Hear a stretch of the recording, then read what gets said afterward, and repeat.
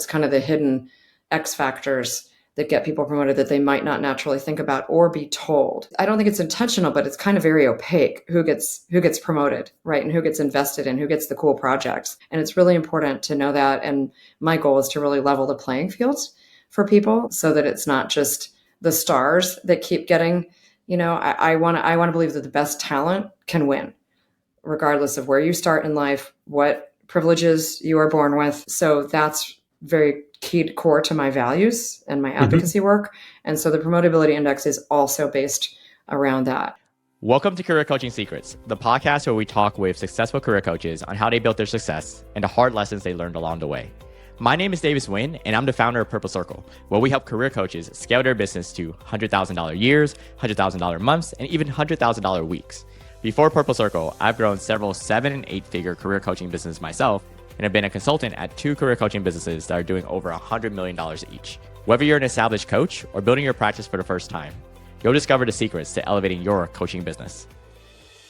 Hey everyone, welcome to another episode of Career Coaching Secrets Podcast. I'm your host Rajan, and today's guest is Amii Barnard-Bahn, a former Fortune 5 executive turned strategic advisor and executive coach who helps leaders build high-performing cultures. With over 20 years of experience at Allianz and McKesson, she combines legal, HR, and governance expertise to empower ethical leadership. She created the Promotability Index, is a Harvard Business Review contributor, and was named the #1 global thought leader in careers by Thinkers 360. Amii advises companies including Adobe, FedEx, the World Bank, AbbVie, and The Gap. She frequently contributes to major outlets like Harvard Business Review, Wall Street Journal, Forbes, and Financial Times. And it's a pleasure for me to have her on the podcast today. Welcome to the show, Amii. Thank you, Ryan. It's really nice to be here. So, Amii, I wanted to ask you, how did this all get started? Like, what inspired you to become a coach and then start your own coaching business? Yeah, thanks for asking. Well, I've really moved from an executive role to being an advocate and a coach. So after about 20 years as a Fortune Global 50 executive in roles at McKesson, Allianz, and River City Bank, I saw firsthand how talented people can get stuck despite their capabilities. And so I witnessed too many high performers being overlooked for promotions due to unwritten rules that they didn't understand, which sparked my passion for democratizing access to career advancement. And so one of the things I did is I created a toolkit that I thought was missing throughout my corporate journey, from chief compliance officer at a $137 billion company to being the CHRO. I realized there wasn't really an accessible, practical tool that put career development control directly in people's hands. Most assessments left individuals dependent on others for interpretation. So I really wanted to create something that empowered self-directed growth and that companies could use to cascade through their organizations to help support employees' career development. So with your own coaching and consulting business, it's been about 9 years and a half since you started it? Cool. So throughout these 9 years and a half, getting to 10 years closer, which part of your coaching journey would you say you find the most rewarding since you started doing this? Yeah, I'd say it's always really rewarding when there are breakthrough moments with a client, and nothing really compares with seeing an aha moment when they understand what's been holding them back. And recently I worked with a #1 salesperson who wasn't getting promoted, and through 360 interview feedback, which is a common tool that coaches use where you ask stakeholders for confidential feedback, and then as a coach, you aggregate that into themes, and then you debrief your client on, what is coming up and how do they present and how do they impact others.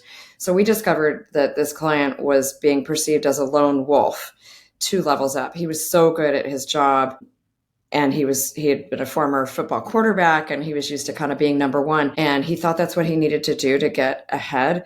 But at a certain point, and I've written a Harvard article about this, it's not just about your skills, it's about your relationships. At a certain level, your competencies and your skills are just the ticket to the game. And it's really how you get along with others and whether people will follow you that gets you promoted. And so we worked together and did kind of a reputation rehab for him and helped him tone down kind of this perception that he was a lone wolf and that he could lead other people and share the spotlight, which is what you have to do as a manager. You have to lead through others. And so 6 months later, he got a promotion and then A year later, now he's at headquarters and he's head of the entire division. So that was really exciting. And then the other thing that I really enjoy is systemic impact. When individual coaching, so I coach at a pretty senior level, when it creates a ripple effect throughout the organization. Coaching a CEO or coaching some of my C-suite colleagues, that is really helping to define culture. And a lot of my work as a lawyer and as an in-house culture, a workplace change management person was in defining and sustaining workplaces, healthy workplaces where everyone can do their best work. So I love working with leaders who have those responsibilities, because when my coaching with them becomes more effective, their entire team or organization benefits, and that creates healthier workplace cultures where everybody can do their best work. Cool. And when it comes to the type of leaders that you work with, how would you describe your ideal client profile? Is it of a certain industry, of a certain demographic, or you don't really define it that way? It's more broad? I don't, anymore. Being a lawyer, I often coach general counsel, and that's wonderful. And same with CHROs, heads of HR and talent. Increasingly, really, I coach in the past 5 years. I've coached every industry pretty much and every level, just mainly at a senior level, C-suite level. I've coached top YouTubers to banks, agriculture, aerospace engineering, AI, tech. I've worked at financial services, insurance. I've worked in pretty much every industry at this point, utilities, oil and gas. So I really specialize in coaching Fortune 500 executives and professionals who are, technically excellent or who have reached a plateau or getting some tough feedback, need to just develop their leadership presence, their political savvy, maybe work through a difficult change like a merger and acquisition, or inheriting and integrating a team, or their first CEO role, and then being a successor, leading people who used to be their peers, maybe as a first C-suite role, that kind of thing. For any leader who's listening to this, how does the program work? I feel like actually you mentioned that it is one-on-one coaching, but do you also happen to work with their team? Is the program of a certain length? How does it look like? How is it like to work with you? Sure. So I mainly do one-on-one executive coaching. And then sometimes, for example, I'll do, if they're picking a successor, I was working with a CEO and his successor. And so we did some individual and then three-way coaching, so that as the person was going to be, before that was announced publicly, we worked together to identify what the potential friction points would be going forward, because my client was a turnaround CEO, did a great job at the company for 14 years, and then is moving to a chair of the board role. So they will still be at the organization. So it's obviously can be a challenge when you have a former CEO and a new CEO coming in and trying to make their mark. And I've been through this before. And so we work together to identify what are their personalities like, what are their motivators, drivers, values, where could the friction come up, so that we could plan for it and normalize it, and then have solutions in place in terms of agreements on how they would handle role conflict, differences in ideas, how they would act together as a team in front of their executive team. So those kinds of things are extremely important. And right now for your clients, when it comes to marketing channels, what is really working for you well? And this goes back to that research that I mentioned. So what is working well for you in terms of marketing? Yeah, I would say a couple of things. I get about 70% of my business from referrals. So satisfied clients that are recommending me to their networks because they see results. Having been a Fortune 5 executive and an attorney, I am very results focused. And so we actually measure improvement on goals. And so they naturally share that with their peers who have similar challenges.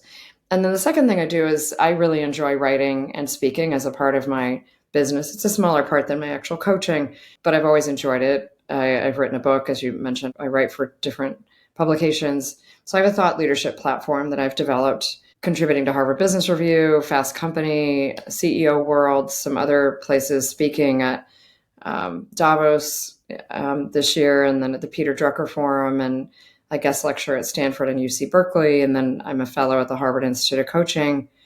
And then being selected for Marshall Goldsmith's 100 Coaches from over 18,000 applicants has also really opened doors in terms of my network. And you just never know. That's not why I do it directly because I enjoy doing all of that, but I'm sure that raises my profile and brings me clients as well. Is there any advice you'd like to give to coaches that want to get into these publications? I feel like, yeah, I mean, there's a lot of coaches that want to get into either have an article on Forbes or have an article on Wall Street Journal. What is your advice? Is it for you, did it come because of your network, or is there a strategy? Well, I was a creative writing major in college, so I'm a pretty good writer. And being an attorney and having been a litigator, it really hones your writing skills. I would say that anyone who wants to get into a publication, you need to study that publication and understand the writing style and the types of articles that they publish. And then you pitch. Both Fast Company and Harvard Business Review actually read every general submission, and you can just Google where to submit. And that's how I got into Fast Company, which was my first really big publication other than industry magazines, which I'd been publishing in for a while, like Compliance Week and Association of Corporate Counsel and that kind of thing. So, it can take a while, and you need to be able to speak and understand, I think even before trying, is it the right fit for you? Do you like the writing style? And then make your pitch and submit your article. And if it's good and it fits their criteria, you'll get published. Is there any cost associated with it? No, and you don't get paid. So so it's an even trade, your labor, they publish. Awesome. So thank you. Thank you for sharing all of that. Sure. Right now, how do you see your future, the future for your coaching business for the next 1 to 3 years? Do you have any specific goals that you're working towards?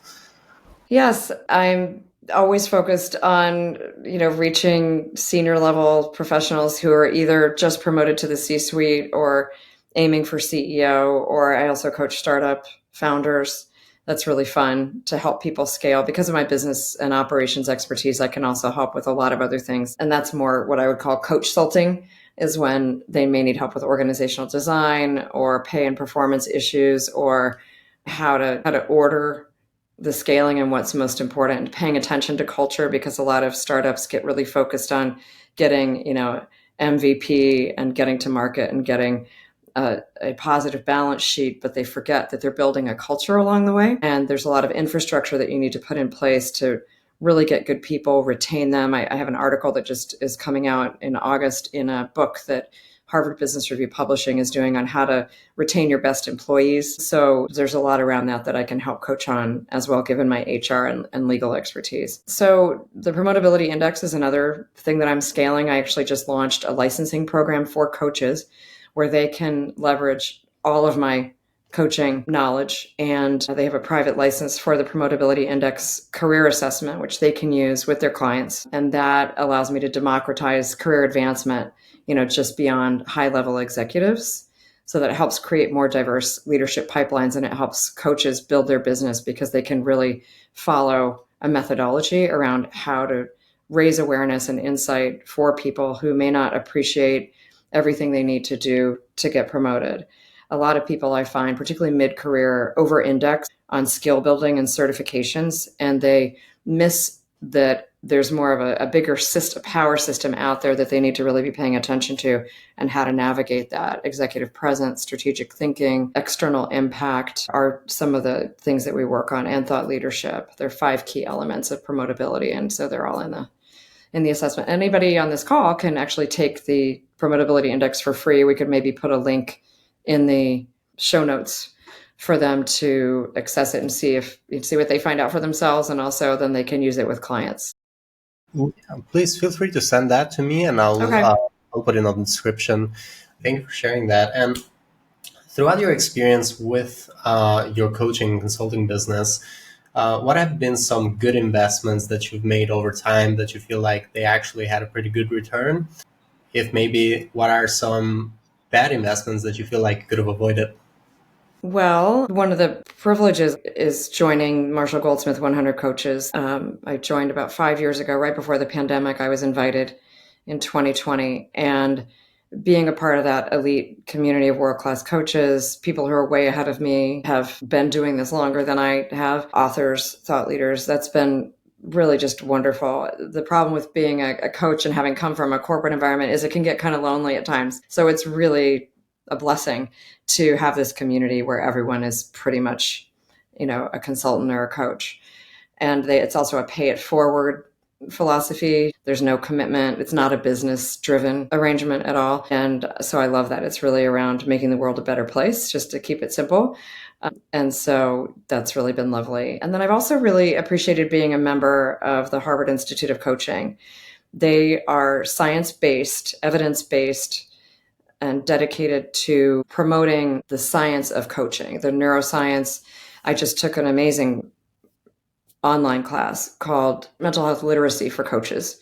And it was fantastic because sometimes we'll be coaching and you can tell someone's depressed or anxious or that they may have a disorder, substance abuse, bipolar. This gave me a much better education, not to play doctor, but to know my boundaries, my ethical boundaries as a coach, and to recognize signs so that if appropriate, if it seems like someone also needs medical attention in addition to coaching, I can refer them to therapy with a much greater intelligence and confidence around doing that. In easy words, how would you define the difference between when is the moment that you actually need to send them to therapy? Because sometimes it's like the line between a coach and a therapist might get confusing for some people at certain points. So how would you define a coach and when the right moment is for you to send them to therapy? Well, I'd say coaching is around change. It's around behavior change, really. It can also be a shift in mindset. Usually it's both together. And it's usually work related. I focus on business coaching and helping people with, accelerate their careers and their businesses. So if I am aware that someone's not sleeping or is constantly agitated when we have our coaching sessions or doesn't do the co-created assignments that maybe we've agreed to or isn't accountable, I might start digging into what's really going on.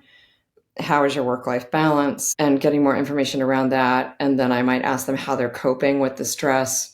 Is there anything that's happening in their life, like a divorce, a death in the family, a critical illness diagnosis? Those are all things that are life-changing and that can really impact, anyone's ability to live a healthy life. And so usually I've built a trusting relationship with someone where we can have that conversation. And I ask so that I'm aware, but if it's clear that they're not getting attention, they're not getting support, then I will say, you might need to consider this or that. And if they work for a company, they might have an employee assistance program. And I don't do the therapy. It is completely inappropriate and unprofessional and unethical for coaches to play doctor and play therapist. That's different than supporting someone during an emotionally difficult time and being with them and witnessing and suggesting. But there is a line when someone's not functional or you're worried that they're not going to be functional at work or they're going to hurt themselves, right? Or something like that. I mean, that's the line versus they had a bad day and, they come to a session and they say, I haven't slept all week. I had a really big assignment. That's very different than them saying, I have not probably gotten more than 4 hours of sleep in the past 2 months. Or I can't remember when I sat down and had a meal with my family. Like that's different than, I've been off my schedule. I'm kind of a mess today, but my deadline's coming up. And as soon as this client deliverable is back, I'm going to get back on exercising. I'm going to, right? Like you have to be intelligent about it. So I see. Okay, cool. Thank you. Thank you for helping me with that. Sure. I often ask coaches that question to understand where coaching ends and where therapy begins. But just like you said, yeah, a therapist is completely different. And sorry for interrupting, but there are amazing coaches who are also licensed therapists. It's not an uncommon career path for licensed therapists to then go into coaching. So they really know. And I find them incredible colleagues that I learn from. And in some cases, coaches can partner very effectively with a medical therapist. If the client gives you permission and says, oh, I'm already seeing a therapist, then that opens the door for you to potentially say, that's great. One thing you can consider is giving each of us permission to speak to each other and make sure that we are aligned and understand the advice you're getting from the other so that it's not confusing for you, so that we can essentially coordinate your treatment just like you would, and treatment may be a strong word for coaching, but I think you know what I mean, so that you can understand. Again, it's completely up to the client. It's their decision, but that can be a very effective partnership. Mm-hmm. So basically, you would coordinate with the therapist so that there's a communication between you and the therapist. You might meet quarterly with the client's Mm-hmm. permission.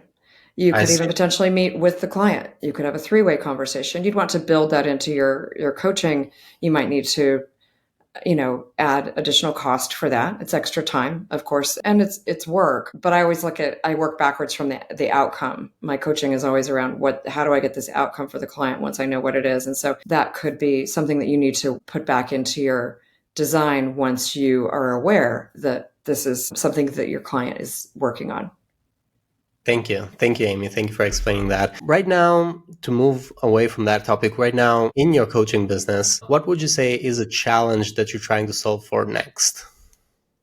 Well, a challenge when you have a full coaching roster and do speaking, and then I also do advocacy for issues that are important to me and some board work.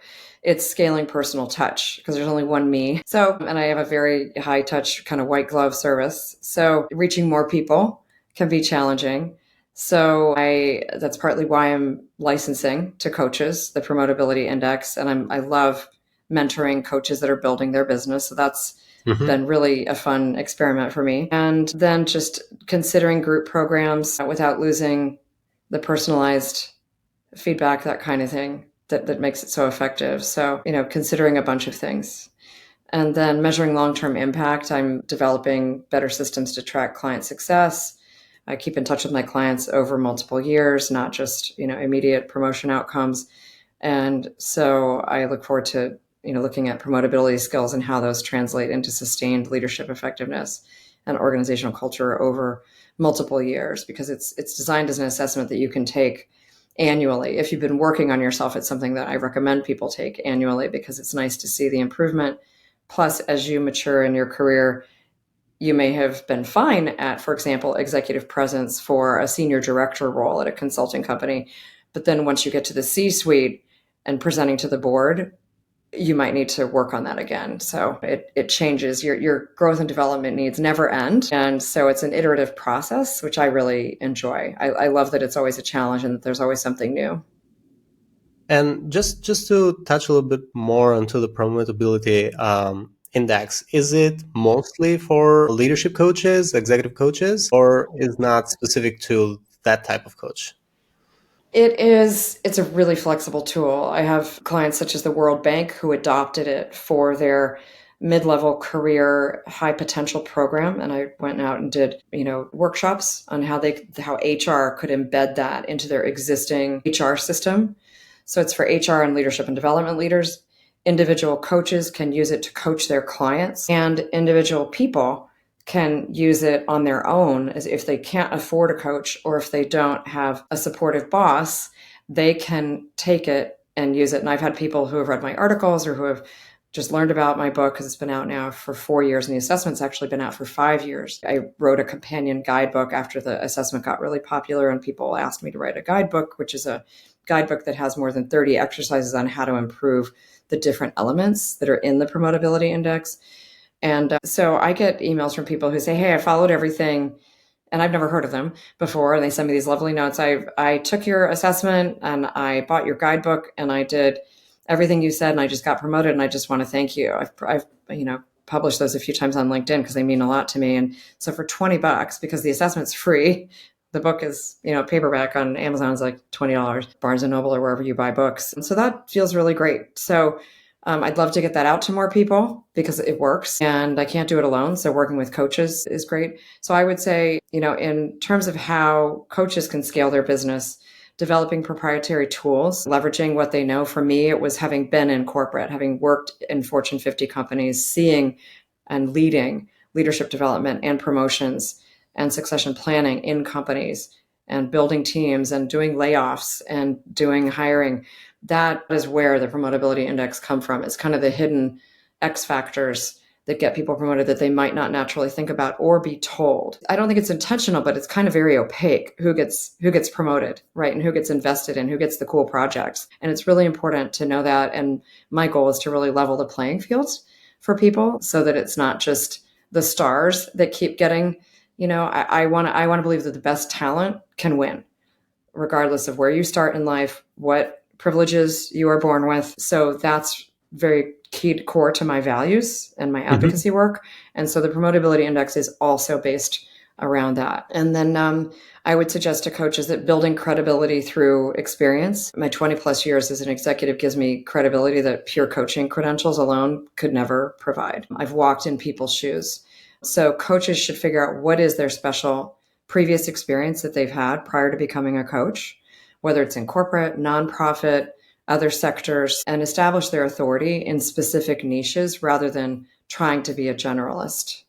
It's a pretty crowded market, especially with AI out there too. That's added, I think, for mid-market coaching. That is changing the coaching profession significantly and will continue to do so. So I think that finding your niche, developing some proprietary tools, that can be extremely helpful.